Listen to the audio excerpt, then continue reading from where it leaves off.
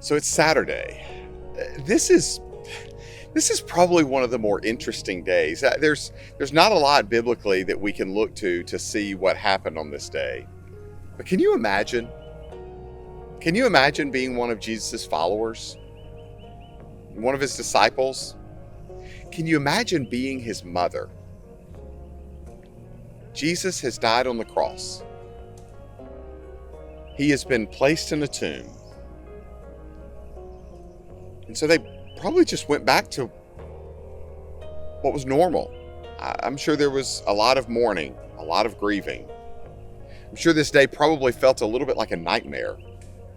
Has he really just died? Is it over? There was so much more. We expected something different. If he's the Messiah can't die. The Messiah can't, the message can't end. There probably were so many questions on this day. I think I probably would have been asking questions. I think you probably would have been too. The thing that comes to my mind, though, in this silent Saturday, is that just because God is quiet doesn't mean he's absent.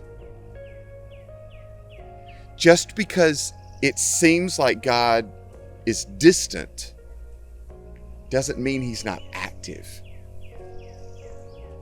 Just because God feels like he is nowhere to be found doesn't mean he doesn't have a plan. Saturday. It's quiet. Feels like things are over. But there's more to this story.